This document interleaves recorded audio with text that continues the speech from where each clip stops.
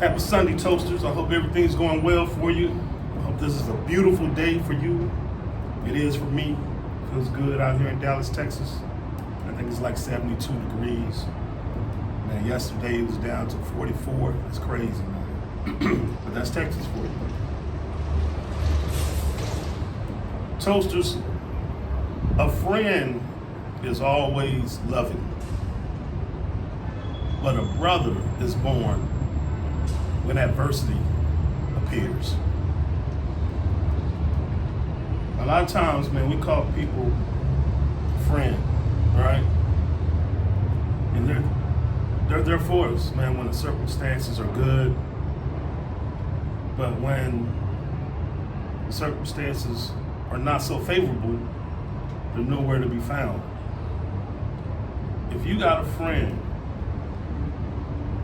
who is there when the circumstances are favorable and when they're not so favorable, and they're showing loyalty to you. Tough love, not yes man. You got a brother. You got a brother, not by way of blood necessarily, but by way of brotherly affection. That's a brother. I know it's popular to go around calling everybody brother, and it kind of takes the zest, the impact away from what a brother truly is, and what a friend truly is.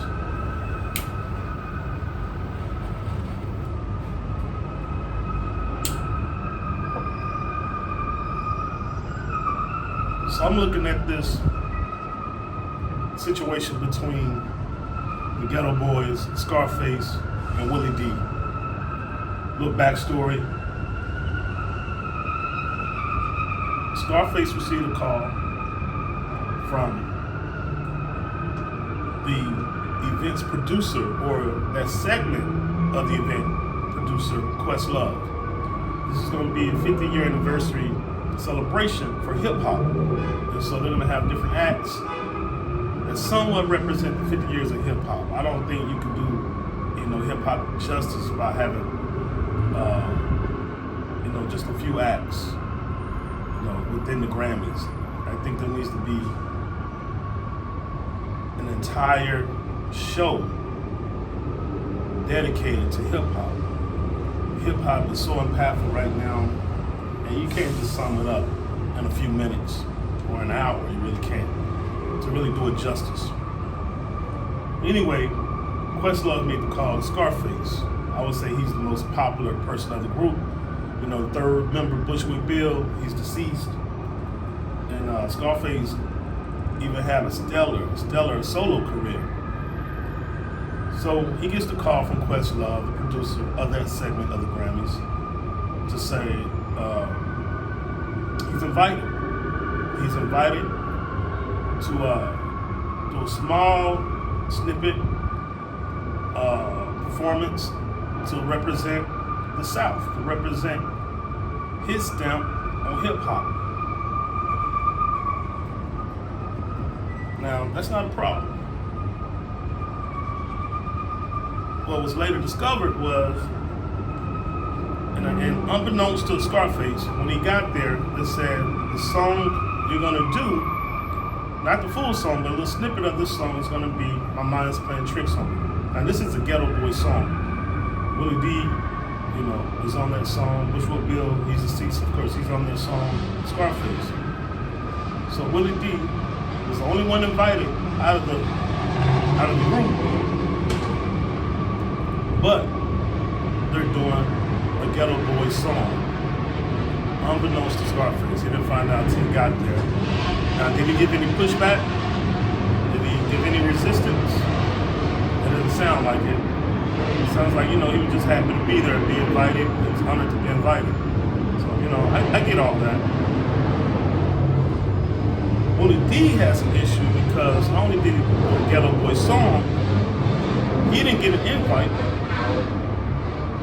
But Scarface said, no, they're going to do a Ghetto Boy song. But I think what Willie D is really hurt about is These guys do a podcast together. They see each other often, quite often.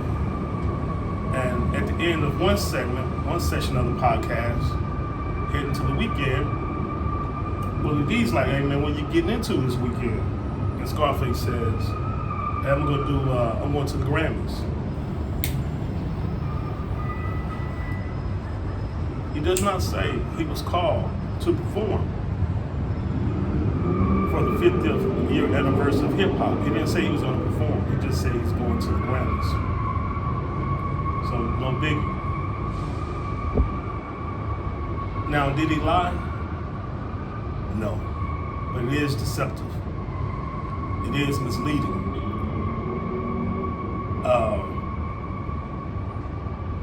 He had Willie D looking one way. So he told the truth where he was going. He didn't say why he was going, what he was going to be doing there. And I think he left out that information for a reason. I don't know, because he didn't know, according to Scarface and Is S.D and a few others, they did not know what song they were going to perform ahead of time. So he didn't know he was going to do a Ghetto Boys song. So why was he deceptive? Why couldn't he say he's performing? I see people online in the comments saying, hey man, nobody wanted to hear Willie D anyway. Face is the star. And that's irrelevant. That's irrelevant when it comes to words like character, principles, loyalty. That's irrelevant about who you personally like as a rapper or individual. Right is right, wrong is wrong. And so, are these brothers really friends? Are they really brothers? Not in the blood sense, but the brotherly love sense. I believe with all of us, man, we gotta do an audit on our relationships, like every 5 years. And actually, I need to do this more often and more consistently. We gotta do an audit on our relationships, like where do they stand? And we gotta sit back and look at what was done every 5 years from the give and take situation. Is this relationship a liability, purely a liability, or is it a blessing?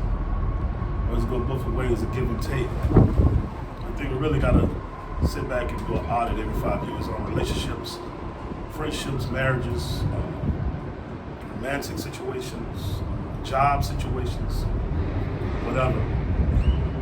To see, is this a fruitful relationship? Is this a balance? Is this a balanced relationship?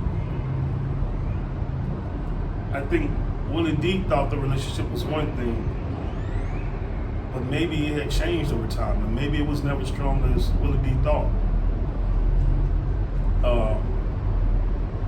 And listen, personally, I like Scarface music more than Willie D. But I know Willie D gets a bad rap, but no pun intended.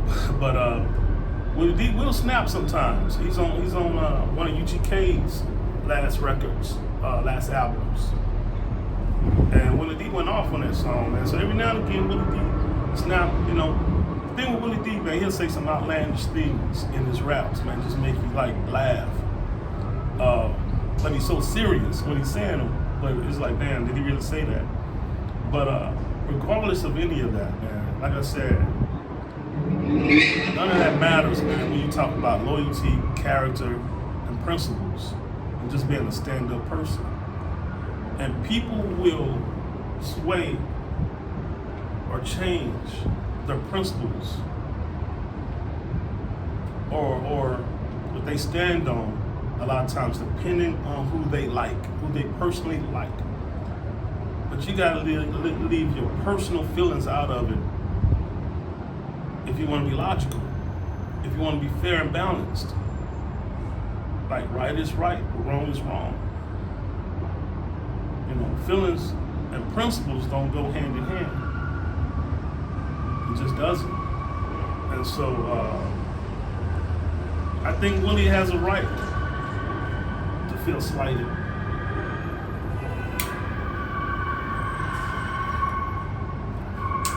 But you know, this had me thinking just over my life, over the years.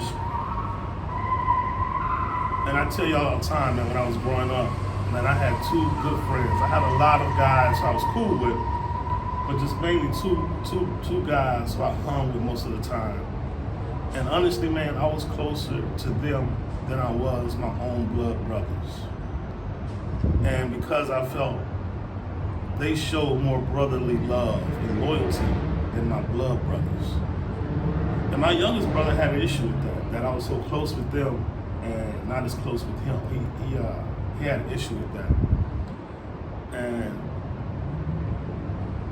I wasn't sympathetic or empathetic towards his feelings on that when I was younger.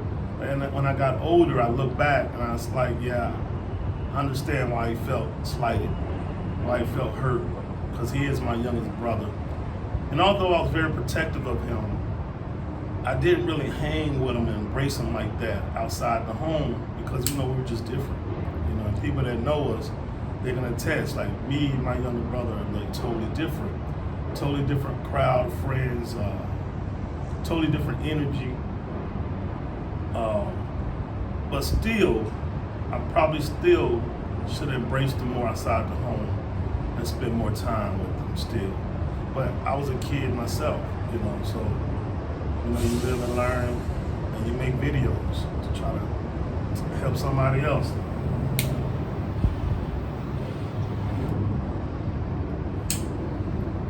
But man, I've seen some stuff from people who were so-called friends, who called each other brothers. Not by blood, but by brotherly affection. I had a homie, a former homie, he and I ended up falling out.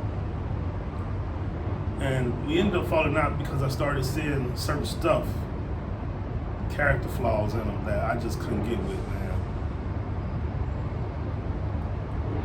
He invited me to a house party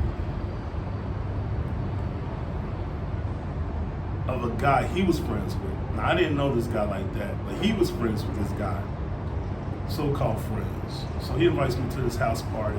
It's this guy's wife's birthday. And so he invites me over. Why, I don't know, but he invites me. So I go with him. Cool party. As we're leaving the party, he tells me, my friend, so-called friend tells me, hey man, I'm about to, what's the word for it? I'm about to come back over here.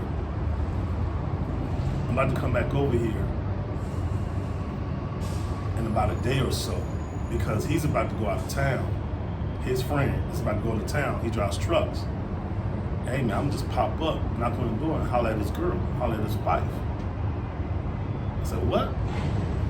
He said, yeah man, I think she be flirting with me. I'm gonna come back around when he hits the road and holler at his wife.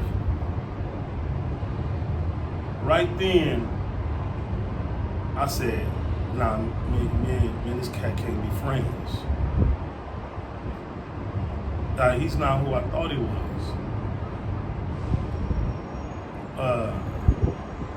That's wild, man. That's some wild stuff, man.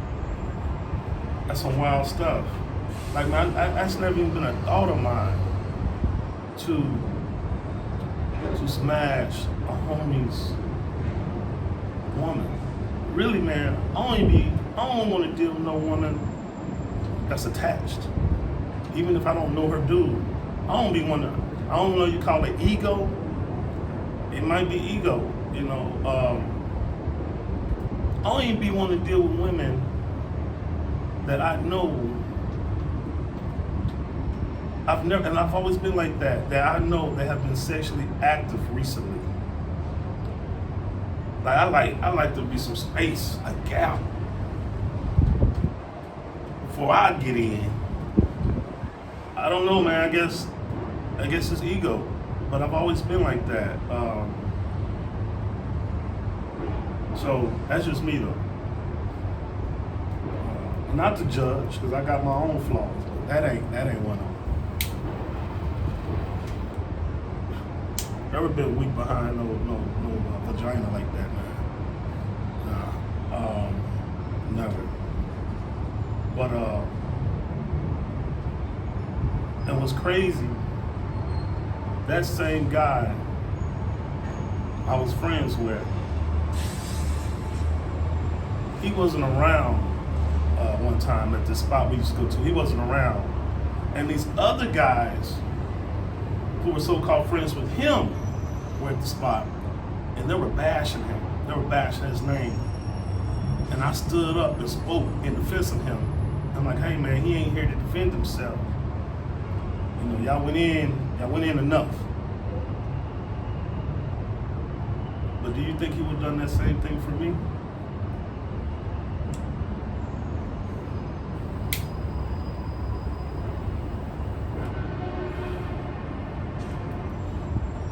And actually, man, I started getting a little inkling that he wanted my wife. At the time, he wanted my wife. So, yeah, man, some guys are just like that. So you gotta be careful who you call friend. I was looking at another podcast, and a former friend, so-called friend of Scarface, was giving his take on the situation, the Grammy situation. He was asked about the Grammy situation, a former friend of Scarface. This guy starts going in personally on Scarface, on personal situations that happened privately between them, that were discussed privately between them. He starts going personal on Scarface. Listen, man, even if the relationship is severed, we're not as cool as we once was. We've audited the relationship, and 5 years later, man, we're going in different directions. If the friendship was true, if the brotherly affection was real, you just don't do that. Even if we're not rocking together, like, you just don't do that. You know, I tell a lot of stories, but I don't give names unless I'm up in a person. I don't give names. I tell the situation, the story, because that's the lesson, the gem is in the story. The person, the name of the person is irrelevant. And so you'll probably never hear me say anyone's name if it's in a derogatory way or telling some dirt or something, because I focus on the meat, the substance of the story. That's the most important thing. I tell more on me than I tell on somebody else. I'll put my name on some dirt I've done before I do it to somebody else. But yeah, man, you just gotta be careful who you call friend, and people don't really know what a true friend is. You call each other brother, we don't even know what that is, really. I see the situation happening between T.I. and Boosie. Grown men arguing about who snitched, who's a rat. These are 40-plus-year-old men, probably about to touch 50, maybe. Immaturity, man. We gotta grow up.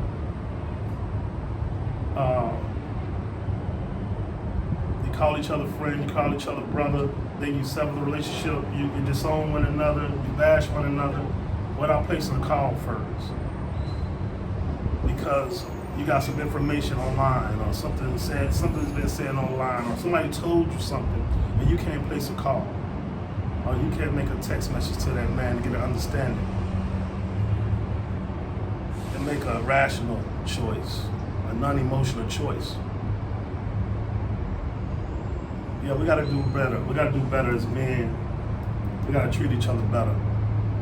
And listen, I have not always been the best friend. One thing I gotta work on, I've been telling myself this for years, I gotta reach out more.